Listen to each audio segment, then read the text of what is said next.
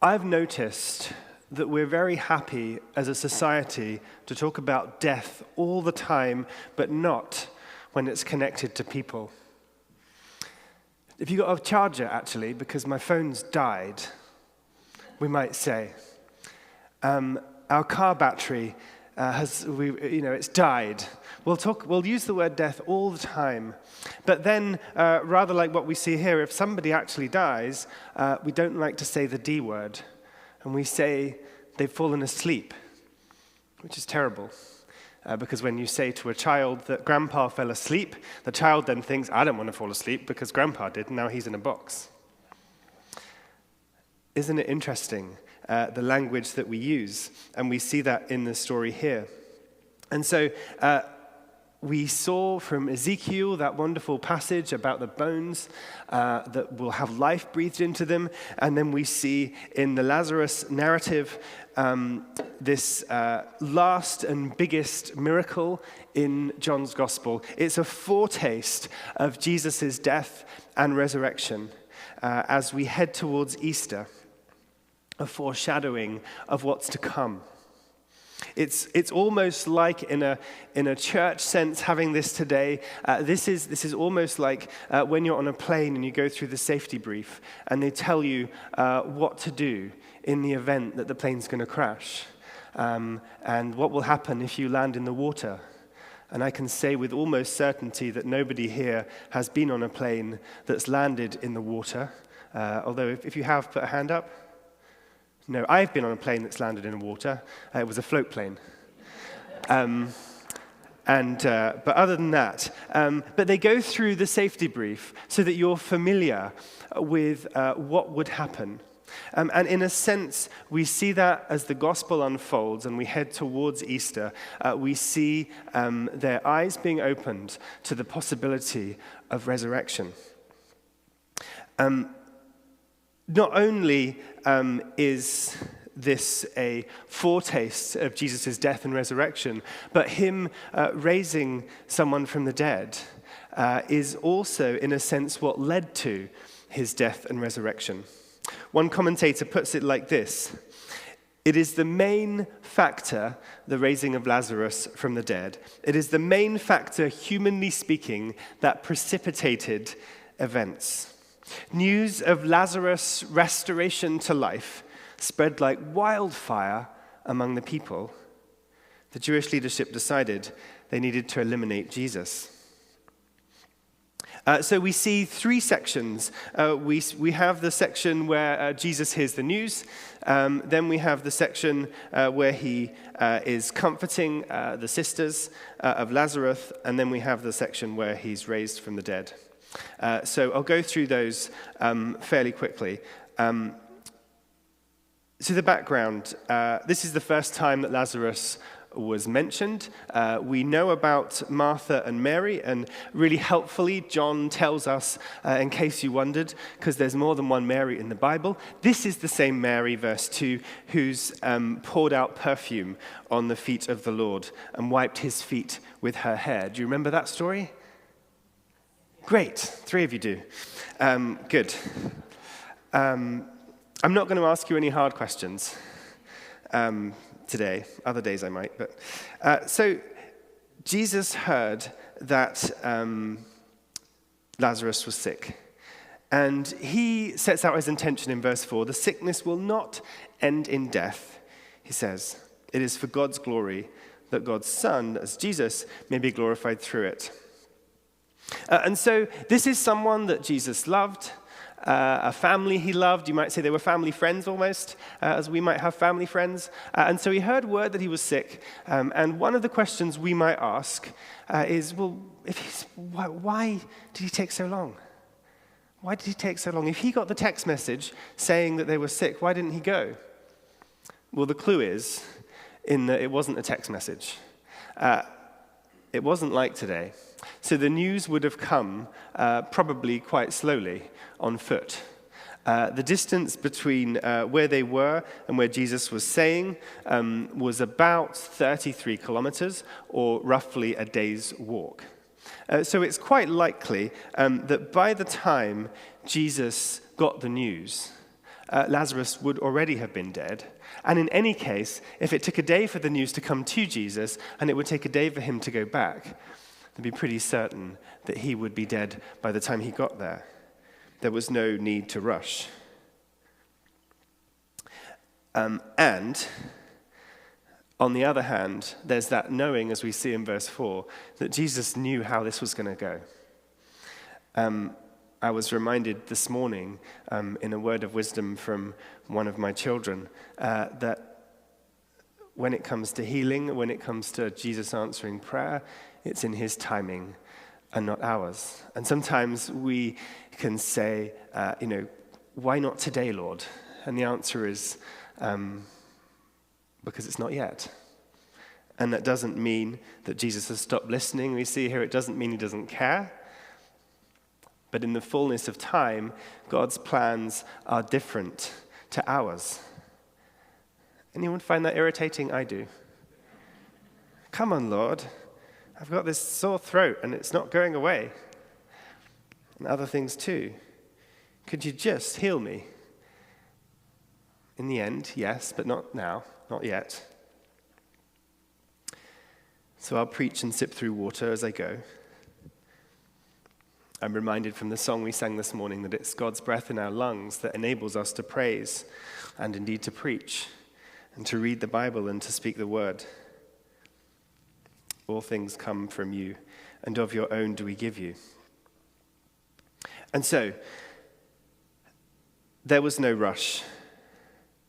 And Jesus is warned as well of the danger of traveling there. But he still decides to go. We get the confusion of, as I've already mentioned at the start, of the disciples not quite understanding when Jesus, it says Lazarus is asleep, and so he puts it in plain English, Lazarus is dead. And interesting reaction from Thomas, who says, well, why don't we also go and die? This is not something that would typically be a response. People would only do that for God, not for a teacher. So in his comment there, as weird as it is, it's a sign of Thomas showing who Jesus is. We often think of Thomas as the one who doubts, don't we? And actually here we see Thomas and his faith and trust in Jesus. So that's how Jesus heard the news, and then so he goes, he takes the walk, 33 kilometers, and on his arrival, Jesus found that Lazarus has already been in the tomb for 4 days. So that's, if you want the technical thing, that's how we know likely he was dead by the time he had the news. So Bethany was about 2 miles from Jerusalem, and the culture of the Jewish people was that they would go and mourn. In our culture, we are, I'm going to say it, absolutely atrocious at mourning as a generalization. Not so much in the church, but if you look at the wider culture, as I say, people don't like to mention that somebody's died, and they just like to move on with their lives. Many people don't have a funeral or a service. They might have a party, possibly, and often there's a denial that it's happened. That was actually something that the Romans were kind of into, and the Greeks as well. And so we see from Jesus this example. He went there and they sat and they mourned. And they would do it for a week. They would do it for a week. And sit there and comfort each other. And they would cry and get the emotions out rather than bottling them up, as we can so often do. And so Jesus speaks first to Martha. And she kind of asks him a favor, doesn't she? First, she says, well, Lord, if you'd been here, my brother wouldn't have died. And so she goes, but could you do a favor for us? Or in biblical terms, but I know that even now God will give you whatever you ask. So Jesus says, your brother will rise again. He says, I know he'll rise again. Get some good theology. I know he'll rise again on the resurrection of the last day, which was the belief of the Jewish people, that when the last day came, the Messiah would come and all the people who'd fallen asleep would, oh, there I've said it, who'd died, would rise, would be resurrected. So Jesus then said, And this is a line that I say at the start of every funeral or memorial or celebration of life. I am the resurrection and the life. The one who believes in me will live, even though they die. And whoever lives by believing in me will never die. And he says to her, do you believe this? She goes, yeah, I do. I believe, she says, that you're the Messiah, the Son of God who's come into the world. Great understanding, isn't there here, of who Jesus is. And so once they've got that settled and their theology sorted out, and she's obviously in a really good place, knows who Jesus is and believes in him, he then talks to Mary. And Mary goes and when she goes to meet Jesus, everyone thinks, well, maybe she's going to the tomb, and so they all run to go with her. Mary reaches Jesus and saw him and fell at his feet. And she said the same thing her sister did. Look, but if you'd been here, he wouldn't have died. There was a belief that Jesus was a healer. They knew that's what he did. But Jesus spent time. He spent time grieving. The shortest verse in the Bible, verse 35, Jesus wept. We see his humanity. We see him crying over the loss of his friend. We see the example of what grief is like. Not the Greco-Roman, oh, let's just not worry about it. This was the way to grieve. Jesus wept.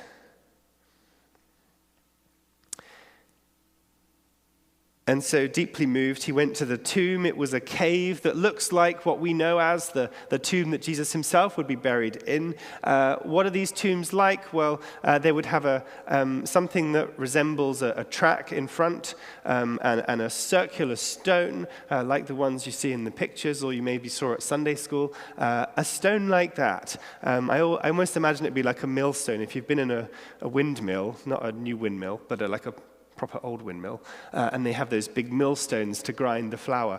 So a big stone that would be rolled to protect. It would protect from animals. It would protect from grave robbers, that kind of thing. So Lazarus was laid in there. Again, this is echoing, as it were, but it's in advance, so you'd call it a foreshadowing of what's to come at Easter. Jesus said, did I not tell you that if you believe, you would see the glory of God? And we know they believe because they've told us in the narrative that they believe that Jesus could raise from the dead.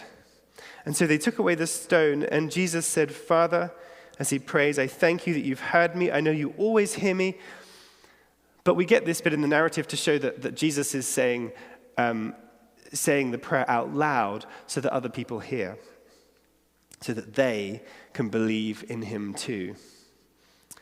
So after he'd said that prayer, he calls out, Lazarus, come out. And the dead man came out, his hands and feet wrapped with strips of linen and a cloth around his face. Now, just for a moment to think about what those things would have been like. The body would have been bound incredibly tightly with the strips of cloth. And the head, they would have had something about 1 meter square of fabric to wrap around the head. And this would have been incredibly tight, would have been incredibly tightly bound. There would have been a stench, a smell, because the anointing that would have happened and the balms and the oils and whatever it would be, that would have worn off now because he's been dead for 4 days. And so the commentators say it would even be hard if for a living person to walk, being so tightly bound in these bandages, in these grave clothes. And Jesus says to him, take off the grave clothes and let him go. We see that as we look to Easter, Jesus dies. So Lazarus doesn't need to. Jesus dies, so Lazarus doesn't need to. He will die in his place. It's a foretaste of what's there for us, that Jesus died on the cross, was buried, and on the third day rose again, so that we will be resurrected. He is the resurrection and the life. And when we walk with Jesus and we follow Jesus and we believe and trust in him, we follow him through life, through death, to a life that continues with God forever. And here it is laid out in the story of him raising one of his friends from the dead. But as I say, if you carry on reading the passage, you see the header in my Bible is called "The Plot to Kill Jesus." Word did get around. The good news that this Jesus is the resurrection and the life and has raised a man from the dead, that got around. And so they begin to plot to kill Jesus. More of that in the next week or two ahead. So I wonder what you think of all this. The biggest miracle in the gospel. Not quite as fun as the first one. The first miracle in John's gospel, he turns water into wine. That's a fun one. We like that one. Good wine as well. But this one is a foretaste of Jesus' promise for us. I am the resurrection and the life. The one who believes in me will live, even though they die. And whoever lives by believing in me will never die. Jesus' question at the end of that statement was, do you believe this? And so I land with that question for us today. Do you believe this? Amen.